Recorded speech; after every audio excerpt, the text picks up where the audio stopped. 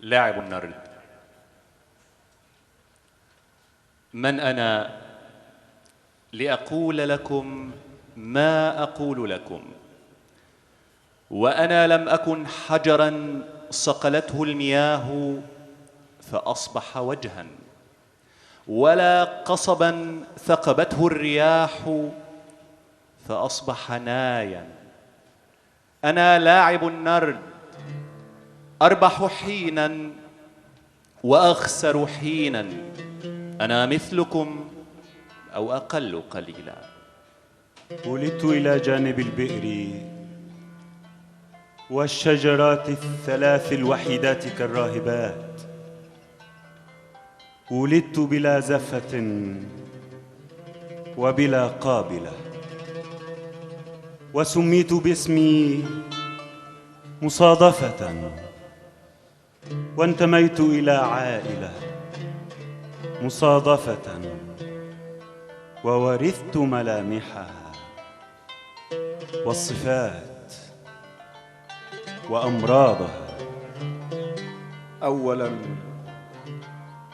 خللاً في شرايينها وضغط دم مرتفع.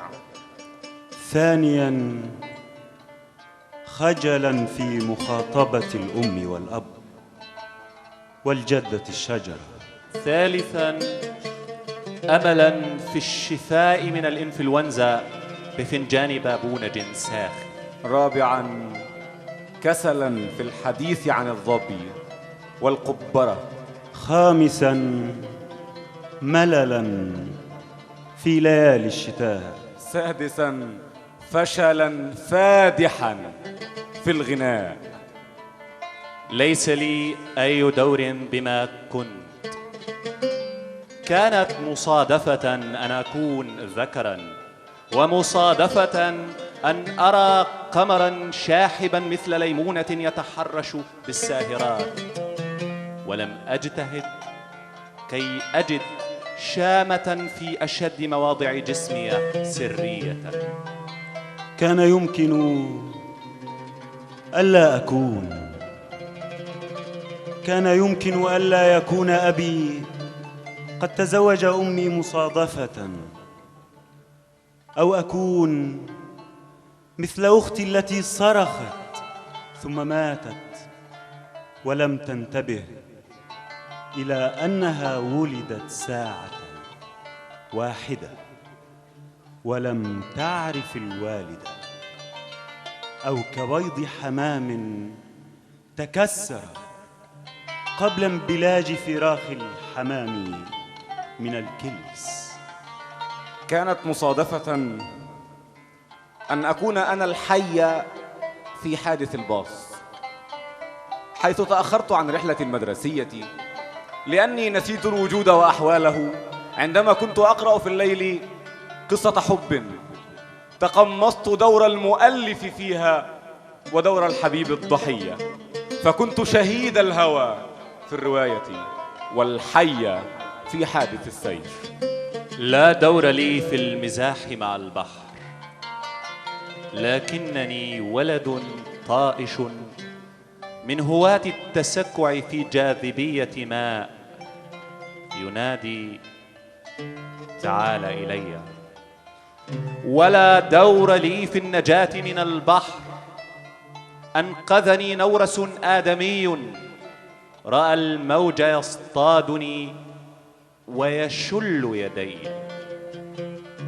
كان يمكن ألا أكون مصاباً بجن المعلقة الجاهلية.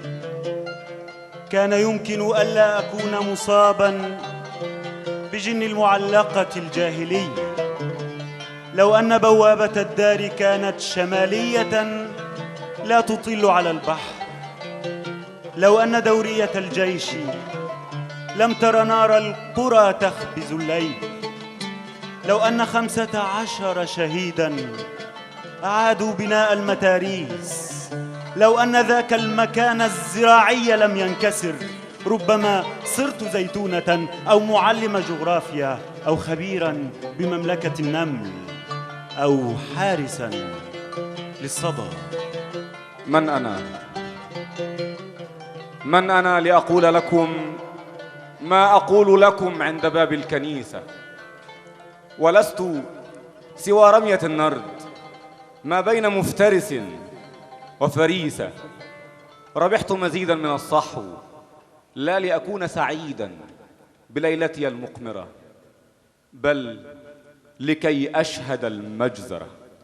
نجوت مصادفة، كنت أصغر من هدف عسكري وأكبر من نحلة تتنقل بين زهور السياج، وخفت كثيرا على إخوتي وأبي، وخفت على زمن من زجاج، وخفت على قطتي وعلى أرنبي وعلى قمر ساحر فوق مئذنة المسجد العالية، وخفت على عنب الدالية يتدلى كأفداء كلبتنا. ومشى الخوف بي ومشيت به حافيا ناسيا ذكرياتي الصغيرة عما أريد من الغد. لا وقت للغد. أمشي، أهرول، أرقد، أصعد، أنزل، أصرخ، أنبح، أعوي، أنادي، أولول، أسرع، أبطئ، أهوي، أخف، أجف، أسير، أطير، أرى، لا أرى، أتعثر، أصفر، أخضر، أزرق، أنشق، أجهش، أعطش، أتعب، أثغب، أسقط، أنهض، أركض، أنسى، أرى، لا أرى، أتذكر، أسمع، أبصر، أهفي، أهلوس، أهمس، أصرخ، لا أستطيع، أئن، أجن، أضل، أقل، وأكثر، أسقط، أعلو، وأهبط، أدمى، ويغمى علي. أمشي، أهرول، أركض، أصعد.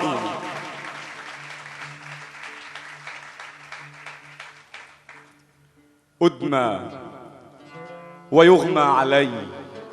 أمشي، أهرول، أركض، أصعد، أنزل، أصرخ، أنبح، أعوي، أنادي، أولول، أسرع، أبطئ، أهوي، أخف، أجف، أسير، أطير، أرى، لا أرى، أتعثر، أصفر، أخضر، أزرق، أنشق، أجهش، أعطش، أتعب، أسخب، أسقط، أنهض، أركض، أنسى، أرى، لا أرى، أتذكر، أسمع، أبصر، أهدي، أهلوس، أهمس، أصرخ، لا أستطيع، أئن، أجن، أضل، أقل، وأكثر، أسقط، أعلو، وأهبط، أدمى ويغمى علي.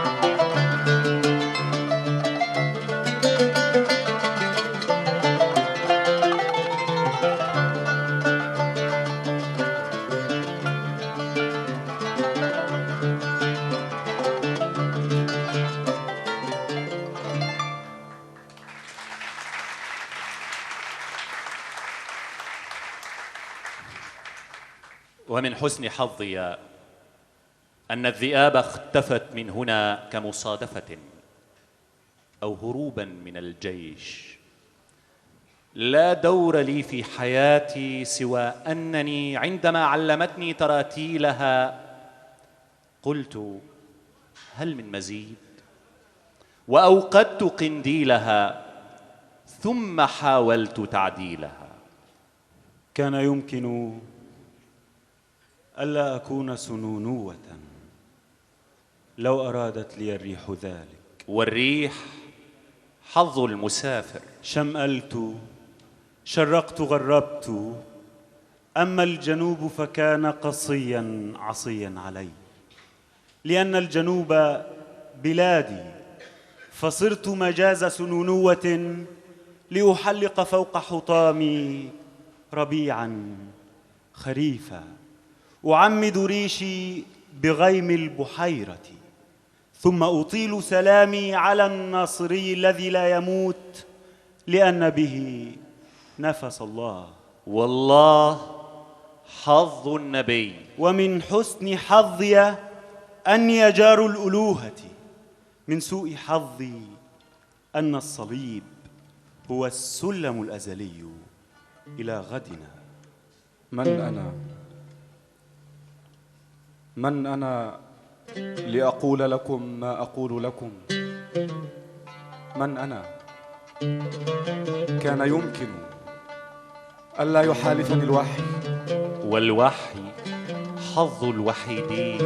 إن القصيدة رمية نرد على رقعة من ظلام تشع وقد لا تشع، فيهوي الكلام كريش على الرمل. لا دور لي في القصيدة غير امتثالي لإيقاعها، حركات الأحاسيس حسا يعدل حسا، وحدسا ينزل معنى، وغيبوبة في صدى الكلمات. لا دور لي في القصيدة غير امتثالي لإيقاعها، حركات الأحاسيس حسا يعدل حسا، وحدسا ينزل معنى، وحدسا ينزل معنى، وغيبوبة في صدى الكلمات، وصورة نفس التي انتقلت من أناي إلى غيرها، واعتمادي على نفسي، وحنيني إلى النبع. لا دور لي في القصيدة إلا إذا انقطع الوحي، والوحي حظ المهارة إذ تجتهد. كان يمكن ألا أحب الفتاة التي سألتني كم الساعة الآن لو لم أكن في طريقي إلى السينما. كان يمكن ألا أحب الفتاة التي سألتني كم الساعة الآن لو لم أكن في طريقي إلى السينما. كان يمكن ألا تكون خلاصية مثلما هي، أو خاطرا غامقا مبهما. هكذا تولد الكلمات.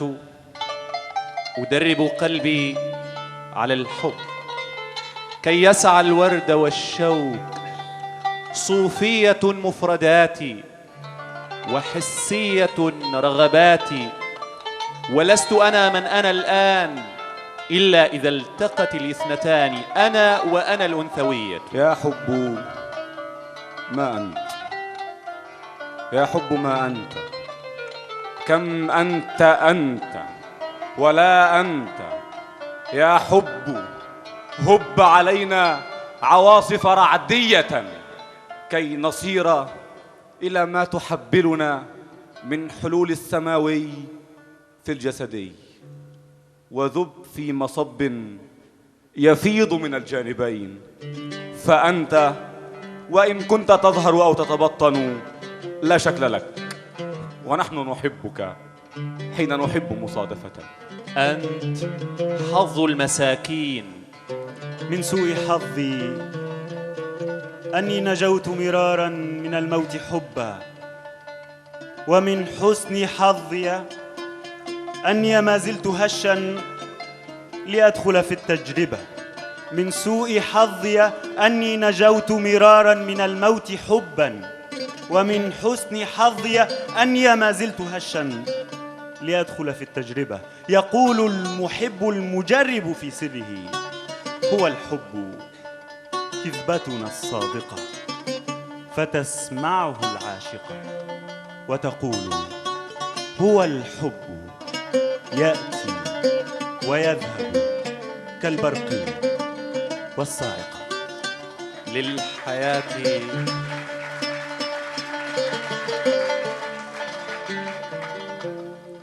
للحياة أقول: على مهلك انتظريني إلى أن تجف الثملة في قدحي. في الحديقة ورد مشاع، ولا يستطيع الهواء الفكاك من الوردة. انتظريني لئلا تفر العنادل مني فأخطئ في اللحن. في الساحة المنشدون يشدون أوتار آلاتهم لنشيد الوداع. على مهلك اختصريني لئلا يطول النشيد فينقطع النبر بين المطالع وهي ثنائية، والختام الأحادي. تحيا الحياة. على رسلك احتضنيني لئلا تبعثرني الريح. حتى على الريح لا أستطيع الفكاك من الأبجدية. لولا وقوفي على جبل لفرحت بصومعة النسر. لا ضوء أعلى، ولكن مجدا كهذا المتوج بالذهب الأزرق اللانهائي صعب الزيارة. يبقى الوحيد هناك وحيدا ولا يستطيع النزول على قدميه، فلا النسر يمشي ولا البشري يطير. فيا لك من قمة تشبه الهاوية أنت يا عزلة الجبل العالية.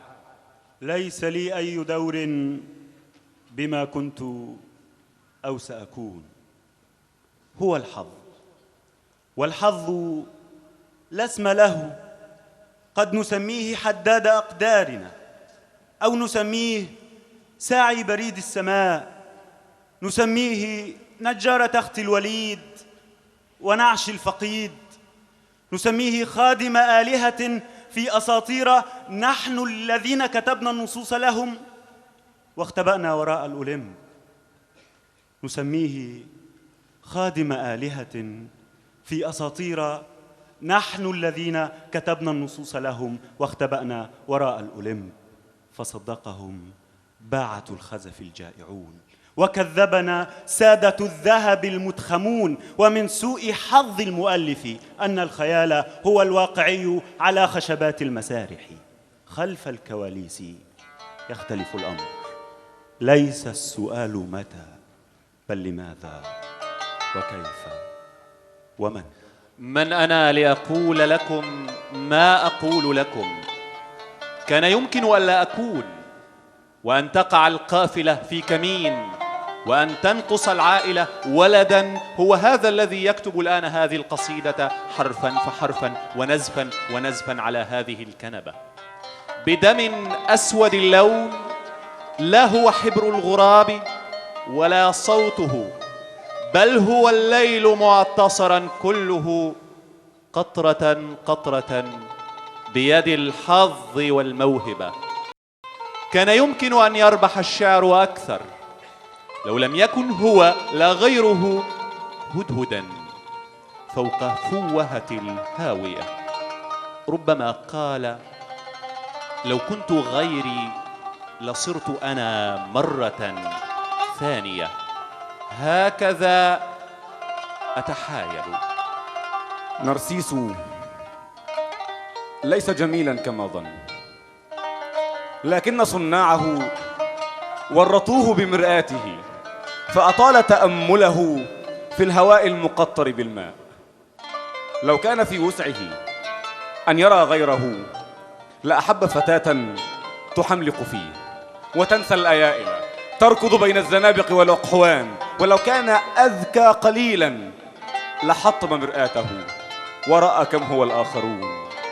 ولو كان حرا لما صار أسطورة. والسراب كتاب المسافر في البيد، لولا السراب لما واصل السير بحثا عن الماء. والسراب كتاب المسافر في البيد، لولا السراب لما واصل السير بحثا عن الماء.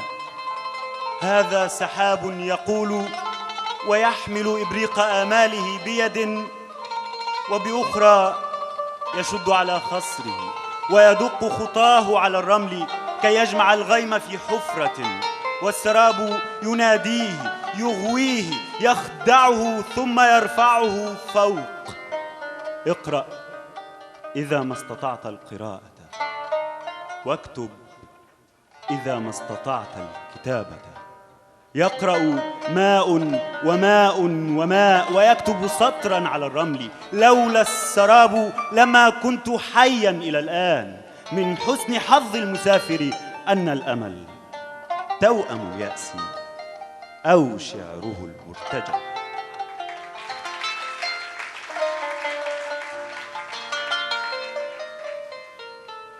حين تبدو السماء رمادية وأرى وردة نتأت فجأة من شقوق جدار، لا أقول السماء رمادية، بل أطيل التفرس في وردة وأقول لها يا له من نهار.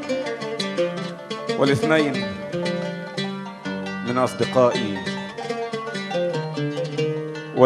من أصدقائي أقول على مدخل الليل: إن كان لابد من حلم فليكن مثلنا وبسيطا، كأن نتعشى معا بعد يومين نحن الثلاثة، محتفلين بصدق النبوءة في حلمنا وبأن الثلاثة لم ينقصوا واحدا منذ يومين، فلنحتفل بسنات القمر وتسامح موت رآنا معا سعداء فغض النظر.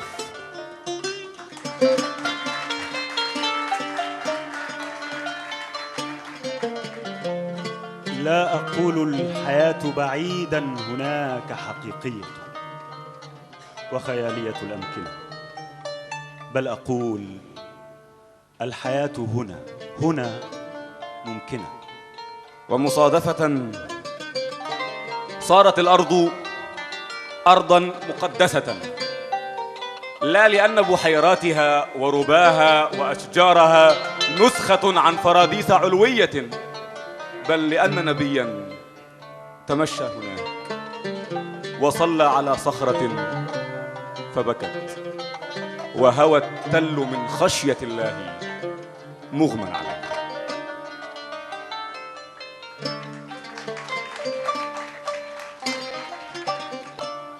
ومصادفة عاش بعض الرواة وقالوا: لو انتصر الآخرون على الآخرين لكانت لتاريخنا البشري عناوين أخرى. أحبك خضراء يا أرض خضراء، تفاحة تتموج في الضوء والماء. خضراء ليلك أخضر، فجرك أخضر، فلتزرعيني برفق يد الأم في حفنة من هواء. أنا بذرة من بذورك خضراء. تلك القصيدة ليس لها شاعر واحد، كان يمكن ألا تكون غنائية. من أنا لأقول لكم ما أقول لكم؟ كان يمكن ألا أكون أنا من أنا. كان يمكن ألا أكون هنا. كان يمكن أن تسقط الطائرة بي صباحا، ومن حسن حظي أني نؤوم الضحى فتأخرت عن موعد الطائرة. كان يمكن ألا أرى الشام والقاهرة ولا متحف اللوفر والمدن الساحرة. كان يمكن لو كنت أبطأ في المشي أن تقطع البندقية ظلي عن الأرزة الساهرة. كان يمكن لو كنت أسرع في المشي أن أتشظى وأصبح خاطرة عابرة. كان يمكن لو كنت أسرف في الحلم أن أفقد الذاكرة. ومن حسن حظي أني أنام وحيدا فأصغي إلى جسدي وأصدق موهبتي في اكتشاف الألم، ومن حسن حظي أني أنام وحيداً فأصغي إلى جسدي، وأصدق موهبتي في اكتشاف الألم فأنادي الطبيب قبيل الوفاة ب10 دقائق، 10 دقائق تكفي لأحيا مصادفة وأخيب ظن العدم. من أنا لأخيب ظن العدم؟ من أنا؟ من أنا؟